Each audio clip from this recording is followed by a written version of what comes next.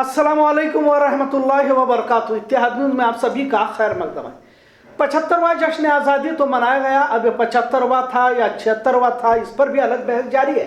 खैर, इस जश्न आज़ादी को मनाने के लिए हर घर तिरंगा की तहरीक चलाई गई। अब जैसे उमूमन देखा जा रहा है कि फर्जी देशभक्तों की बाढ़ आ चुकी है। फर्जी देशभक्त इसलिए कहना पड़ रहा है कि खुद वजीर आजम मोदी ने लाल किले से नेहरू गांधी का नाम तो नहीं लिया, मगर सावरकर का नाम जरूर लिया और साथ ही अपनी सोच और फिक्र का मुजाहरा भी किया। अब जब रियासत कर्नाटक में भी सावरकर की तस्वीर को मुजाहिद आजादी के तौर पर पेश किया गया, शिवमोगा में सावरकर की तस्वीर को हटाने के मामले पर भी तनाव का माहौल देखा जा रहा है। ताज्जुब तो इस बात पर भी हो रहा है कि पहले जंग आजादी का मुजाहिद महज मुसलमान होने पर इन्हें देश विरोधी कहना, हजरत टीपू शहीद के बगैर ये आजादी मुकम्मल हो ही नहीं सकती, जिन्होंने न सिर्फ अपनी जान माल कुर्बान नहीं किया बल्कि अपने बच्चों को तक मुल्क की तहफ्फुज की खातिर गिरवी रखा। लिहाजा सिर्फ मुसलमान होने की बुनियाद पर आज देश विरोधी साबित करने की कोशिश की जा रही है। वहीं दूसरी तरफ सावरकर गोडसे नए स्वतंत्रता सेनानी बनाए जा रहे हैं। इससे और शर्म की बात इस मुल्क के लिए क्या हो सकती है कि महात्मा गांधी का नाम तो वजीर आजम नहीं ले सकते, लेकिन मोदी भक्तों की जानिब से गोडसे की तस्वीर लगाकर तिरंगा यात्रा जरूर निकाली जा सकती है। इससे साफ जाहिर होता है कि तिरंगा का जो नैरेटिव चलाकर भगवा एजेंडा नाफिज करने की कोशिश समझने की जरूरत है। क्या वाकई नथुराम गोडसे देशभक्तों की फहरिस्त में दर्ज किया जाएगा? लिहाजा घर घर तिरंगा एक फर्जी देशभक्ति साबित करने की कोशिश, ऐसा इल्जाम विपक्ष की जानिब से भी बारहा लगाया जा रहा है। बेलगाम शहर में भी कुछ जगहों पर भगवा परचम जानबूझकर लहरा गया। कुछ जगहों पर तिरंगा का अपमान करते हुए भगवे परचम को ऊंची जगह पर लगाकर नीचे तिरंगा लहरा है। इस नैरेटिव को समझने की जरूरत है। अब तक जिन्हें तिरंगे से मोहब्बत नहीं थी, अब अचानक तिरंगे की मोहब्बत जागना किसी साजिश की बू जरूर आती है। तिरंगा है, घर नहीं है, घर है, छत नहीं है, खाने को खाना नहीं है, खाना पकाने को गैस नहीं है, चलने के लिए सड़क नहीं है, मरीज के लिए अस्पताल नहीं, अस्पताल है तो डॉक्टर नहीं, और वजीर आजम घर घर तिरंगा की तहरीक चलाने का ऐलान करते हैं। एक तरफ ज़हनी गुलामी का तस्वुर भी नजर आता है। अगर वजीर आजम जो कहते हैं उस पर फौरन अमल करने की जो सोच बनती जा रही है, ये भी समझने की जरूरत है। ताली थाली बत्ती जलाओ जनता कर्फ्यू वगैरह इसी का हिस्सा कह सकते हैं, वरना तो कोरोना और ताली थाली का कुछ भी तो लेना देना नहीं है। और जो कोरोना में कामयाबी पर खुद ही पीठ थपथपाते हैं, दरअसल दुनिया में सबसे ज्यादातर किसी मुल्क का नुकसान हुआ है तो वो भारत का हुआ है। पैदल चलते मजदूर, गंगा में बहती लाशें, ऑक्सीजन के बगैर तड़पती लाशें। खैर, गोदी मीडिया को तो हर बात में मोदी का मास्टर स्ट्रोक नजर आता है। सावरकर का नाम लेकर संगी सोच का इजहार तो किया है, साथ में गांधी नेहरू का नाम ना लेकर राष्ट्रपिता का भी अपमान किया गया। शिवमोगा में सावरकर की तस्वीर पर बवाल हुआ तो पुलिस के रवैये पर भी सवाल खड़े किए जा रहे। जाहिर हुकूमतों को जेरे मातहत ही इंतजामिया अपने खिदमात अंजाम दे रहे हैं, ऐसा इल्जाम भी लगाया जा रहा है। अब वही जब टीपू जिंदा थे तो अंग्रेज परेशान थे, उसी तरह मरने के बाद संगी परेशान है, ऐसा कहा जाता है। अब टीपू की तस्वीर पर भी संगियों की जानिब से हमला कर असल देशभक्तों से इन्हें कैसे दुश्मनी है, इसे समझने की जरूरत है। शिवमोगा में दफा 144 लगाई गई है, स्कूल कॉलेजेस को बंद किया गया। चुनाव के मद्देनजर कैसे माहौल को गरमाया जाता है, ये भी संगियों से सीखने की जरूरत है। अंग्रेजों से माफी तलाफी और माफी मांगने वाले सावरकर की तस्वीर को शाया करना इनका एजेंडा रहा है। आगे बढ़कर देखते हैं तो हिंदू राष्ट्र का संविधान को इन्होंने तकरीबन तश्कील दे चुके हैं, यानी कि मुकम्मल कर चुके हैं। तकरीबन 32 पन्नों की रिपोर्ट में 30 हिंदू धर्मगुरुओं की कमेटी ने आईने हिंद हिंदू राष्ट्र को तश्कील किया है, जिसका खुलासा टाइम्स ऑफ इंडिया में किया गया। इसमें कई सारे नए कवानीन को दस्तूर के तहत दर्ज किया गया है। हिंदू राष्ट्र जिसमें खासकर जो नए कवानीन जोड़े जा रहे हैं बहुत सारे हैं, उसमें अगर कुछ का जिक्र किया जाए, जैसे स्कूलों में गीता का पढ़ना लाजिम और मुसलमानों ईसाइयों का वोटिंग हक न देना वगैरह। अब इसमें तमाम साधुओं ने भी दस्तखत किए, जिनके नाम लेना जरूरी नहीं समझूंगा। अब सवाल ये उठता है कि क्या इन पर किसी तरह की कार्रवाई की जाएगी, क्योंकि संविधान के दायरे में सवाल पूछे जाए तो आप बुलडोजर की धमकी दे देते हैं, घरों पर बुलडोजर भी चलाते हैं। क्या जिन लोगों ने तिरंगे का अपमान करते हुए तिरंगे से ऊपर भगवा लगाया, या फिर जानबूझकर घरों पर भगवा लहराया, या फिर गोडसे की तस्वीर लगाकर देश विरोधी काम को अंजाम दिया, या फिर सावरकर जिसका किसी तरह का जंग आजादी में योगदान नहीं, इन तमाम लोगों पर कार्रवाई की जाएगी या सिर्फ सवाल पूछने वालों पर ही आप मुकदमे दायर करेंगे? ऐसा सवाल आवाम की जानिब से पूछा जा रहा है। देश में बढ़ती नफरत और हिंदू राष्ट्र का एजेंडा और तिरंगा के नाम पर फर्जी राष्ट्रवाद जो बढ़ता जा रहा है, इसका आखिर अंत कब होगा?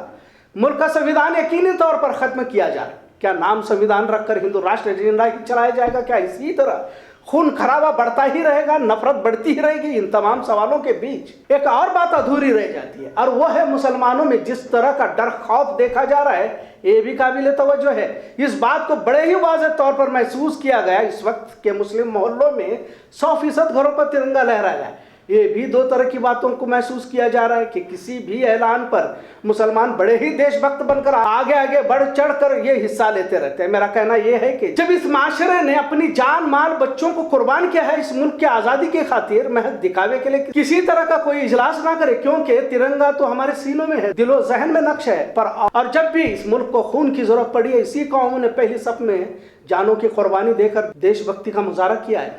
हमें किसी के ऐलान की जरूरत नहीं है। लिहाजा डर खौफ की वजह से तिरंगा लगाते हुए कुछ लोगों को देखा गया, ये भी सच है। कहीं हमें देश विरोधी ना साबित किया जाए, ये डर मुस्लिम समाज के चेहरों पर नजर आ रहा था। यकीनन मुस्लिम मोहल्लों में सिर्फ 75वां ही जश्न यौम आज़ादी मनाया गया, ऐसा नहीं है। हर साल पिछले 75 सालों से जश्न यौम आज़ादी मनाया जाता है, मनाया गया है, और तिरंगा लहराना ही देशभक्ति की दलील है, ऐसा नहीं है। लेकिन जैसा देख रहे हैं कि बढ़ता हिंदुत्ववादी फिरका परस्तों का तसल्लुत मुस्लिम समाज के दिलों में डर पैदा कर चुका है। भले ये समाज बड़ी बड़ी बातें कर रहा हो कि हम बदर के मैदान को देख चुके हैं या फिर करबला देखे हैं वगैरह, पर इनके दिलों में फिरका परस्तों का डर अब भी देखा जा रहा है। मस्जिदों से अब भी हकीकी बयानात नहीं किए जाते।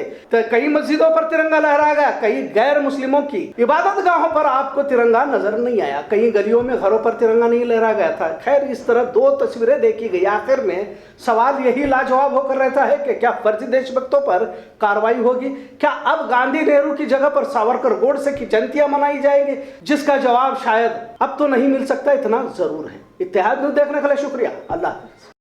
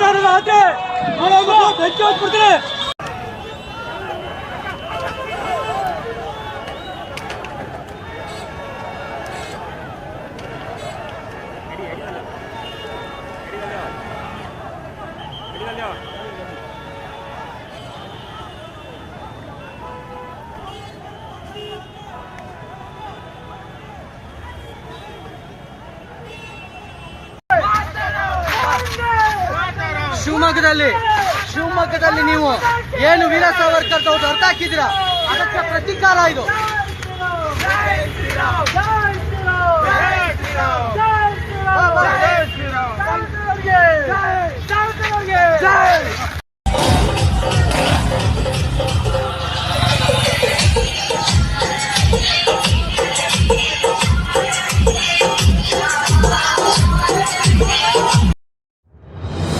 अस्सलामुअलैकुम। 15 अगस्त के दिन सैयद अब्दाल शाह यंग कमेटी की तरफ से तिरंगा रैली बनाया गया था। जलगर गली में 300 फुट का तिरंगा था, और हमारे जलगर गली के अतराफ जितने भी मोहल्ला है उधर हम तिरंगा रैली की प्रोसेसन किए हैं, और सबका और अतराफ के सभी लोगों का तहे दिल से सैयद अब्दाल शाह यंग कमेटी की तरफ से सभी अतराफ के मोहल्लों का शुक्रिया अदा किया जाता है।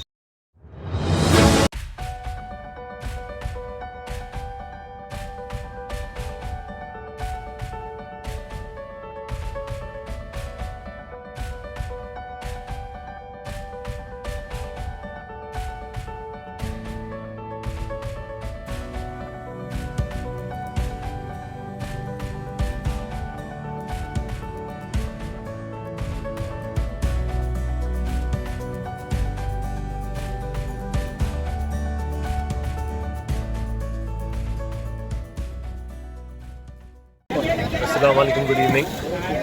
पहली बात तो सबको बोलना चाहूँगा कि काफ़ी टाइम के बाद में 11 साइड टूर्नामेंट हुई है बेलगाम में फुटबॉल के लिए, और पहली बार फ्लड लाइट्स के अंडर हुई थी। तो ये फर्स्ट टूर्नामेंट है जो फ्लड लाइट्स के अंदर खेली गई है। इसमें ऑल इंडिया टूर्नामेंट थी। बेलगाम से 8 टीम थे मेरे ख्याल से, और बाहर से कुछ 8 टीम थे, और फाइनल्स थी दर्शन यूनाइटेड बेलगाम के बीच और कूफा जो बेलगाम यूनाइटेड फुटबॉल एसोसिएशन है उनके बीच में, और इसके विनर्स थे बूफा 11 जिन्होंने 1-0 से जीता, और काफ़ी सक्सेसफुल टूर्नामेंट थी और काफ़ी क्राउड भी जमा हो गया था इसके। दर्शन यूनाइटेड थी जो एक बहुत ही पॉपुलर टीम है बेलगाम की, और reach the finals again। Thank you.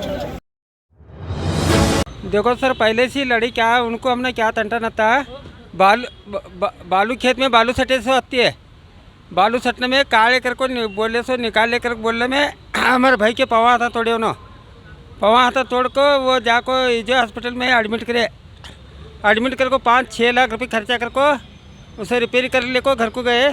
घर को जाने के बाद भी ऐसा अब हमने क्या भी करेंगे करने कर को ऐसा गाड़ी से यो टच कर को सब टाइम ले को पड़ा को मार को यो करे जान ले से 10-15 जन लोग है। वो हमारे बड़े बाबा के बेटा ना जे खेत में जंगल में माटी सटे थे, जे जंगल में माटी सटे से वो काले हमारे जंगल वो 2 नंबर धंधा है जो उनका बालू का, वो बालू क्या सटे थे नहीं, वो काले कर बोलने में ऐसा करे।